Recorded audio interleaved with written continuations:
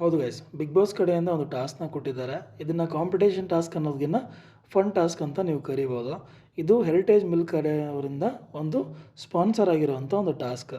ಈ ಟಾಸ್ಕಲ್ಲಿ 5 ಹಂತ ಇರುತ್ತೆ. ಸೊ ಮೊದಲನೇ ಹಂತದಲ್ಲಿ ಏನು ಅಂತಂದರೆ, ಅಲ್ಲೊಂದಿಷ್ಟು ಬಾಟ್ಲ್ಗಳಿರುತ್ತೆ.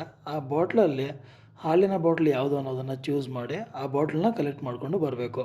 ಸೊ ಇಲ್ಲಿ ಟೀಮ್ಗಳಲ್ಲಿ ಏನು ಡಿಫ್ರೆನ್ಸ್ ಇಲ್ಲ. ಸೇಫ್ ಆಗಿರೋ ಟೀಮ್ ಆಗೇ ಇದೆ. ಬಟ್ ಒಂದೇ ಒಂದು ಡಿಫರೆನ್ಸ್ ಏನು ಅಂತಂದರೆ, ಸದ್ಯಕ್ಕೆ ರಘು ಅವರು ಕ್ಯಾಪ್ಟನ್ ಆಗಿರೋದರಿಂದ ಮಾಳವರು ಸೇಫ್ ಆಗಿರೋ ಟೀಮ್ನ ಸೇರಿಕೊಂಡಿದ್ದಾರೆ. ಹಾಗೆ ನಾಮಿನೇಟೆಡ್ ಟೀಮು ಸೇಮ್ ಅದೇ ಥರ ಇದೆ. ಸೊ ಇಲ್ಲಿ ಮೊದಲಿನ ಹಂತದಲ್ಲಿ ಹಾಲಿನ ಬಾಟ್ಲ್ ಕಲೆಕ್ಟ್ ಮಾಡ್ಕೊಳ್ಳೋಕ್ಕೆ ಸೇಫ್ ತಂಡದಿಂದ ಗಿಲ್ಲಿಯವರು ಓಡ್ಕೊಂಡು ಬರ್ತಾರೆ. ಹಾಗೆ ನಾಮಿನೇಟೆಡ್ ಟೀಮಿಂದ ಧ್ರುವಂತ್ ಅವರು ಓಡ್ಕೊಂಡು ಬರ್ತಾರೆ.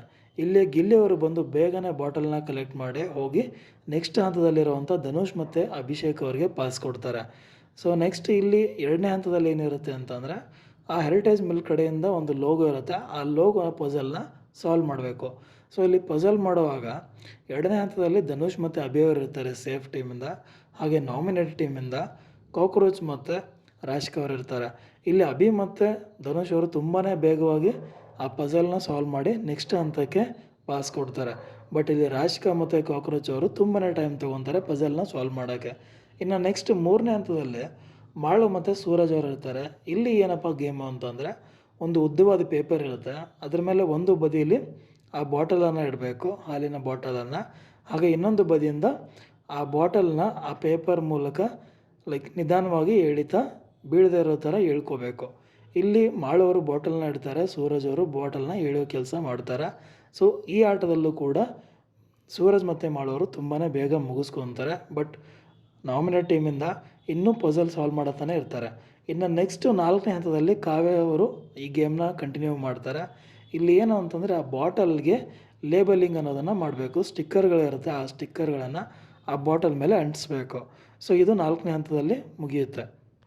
ಆಮೇಲೆ ಇಲ್ಲಿಂದ ಕಾವ್ಯ ಅವರು ಆ ಬಾಟಲ್ನ ತೊಗೊಂಡೋಗಿ 5ನೇ ಹಂತದಲ್ಲಿ ರೆಡಿಯಾಗಿರುವಂಥ ಸ್ಪಂದನ ಅವ್ರಿಗೆ ಕೊಡಬೇಕು.